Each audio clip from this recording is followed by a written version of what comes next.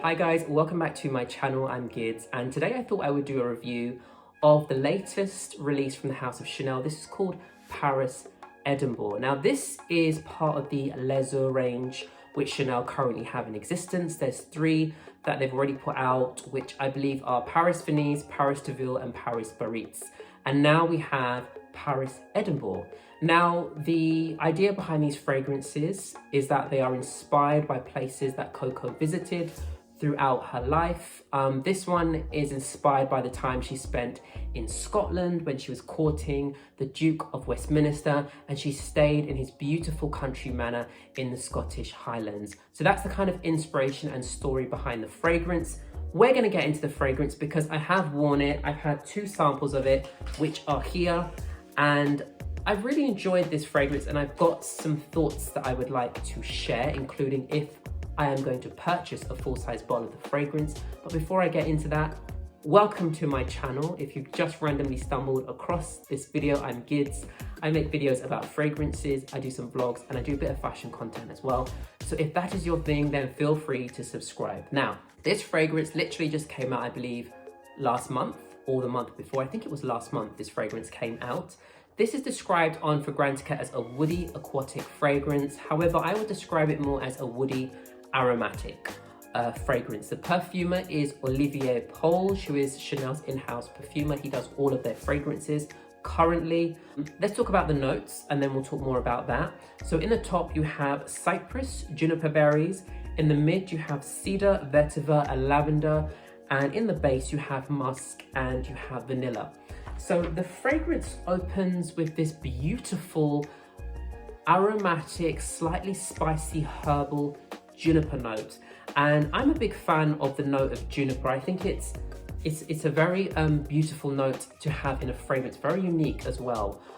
Juniper, if you don't know, is a spice. Some people consider juniper more of a herb. I personally would put it more into the category of a spice.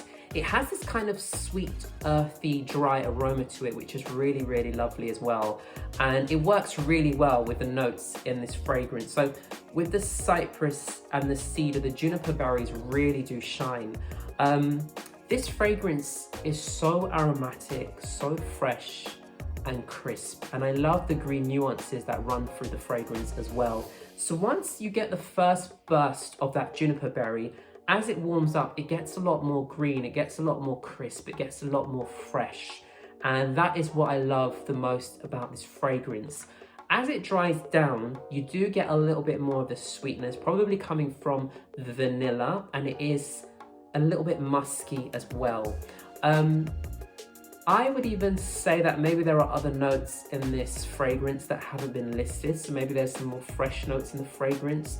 I was even thinking maybe there's a little bit of leather in this fragrance as well. I don't know, it just smells different each time I smell the fragrance. So if I were to describe the scent category that I would kind of put this in, I would say more that sort of fougere category. So if you think of barbershop fragrances, and there's two fragrances which actually this reminds me of. The first one is Juniper Sling from the House of Penhaligon's.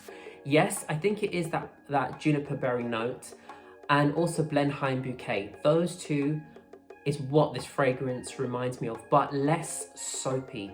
This one has a bit more freshness and a little bit more sweetness in the fragrance, which just kind of makes it more of a modern style of fougere. So it has that nice barbershop quality to the fragrance. In terms of things like performance, the Les Eaux range is quite light. It's quite watery, fresh, very light. So this is one that you'll have to spray liberally and reapply every few hours, because on my skin, after the 3-hour mark, couldn't really smell it unless I really, really pressed my nose against my skin. That's not a bad thing, but it's just something for you to bear in mind. I think because it does sit closer to the skin and it's quite fresh, this would be nice to wear in the summer months.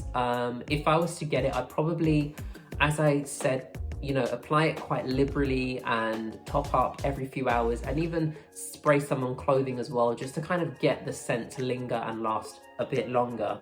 It's very elegant. That's one thing I must admit. It's very elegant. It has a subtle charm to the fragrance. So it sort of charmed me every time I smelt my arm, I was getting more charmed by this fragrance. I can't describe it, but it is definitely a charming fragrance, which is very interesting. And I think this is great because it's very different from the current fragrances in the lineup. So you are getting something quite unique and different to what is already in existence. As I said, it just reminds me so much of Juniper Sling and Blenheim Bouquet. If you were to merge those two fragrances together, you would get the similar vibe of this fragrance. But it is a very, very beautiful fragrance, and I am thinking about adding this to my collection. I'm not 100% sure. It's a bit pricey considering the performance isn't really there, so that sort of puts me off a little bit, but it's a nice release from Chanel. I think Olivier Paul, who's a perfumer, really understands what he's doing when it comes to the fragrances, and this is great.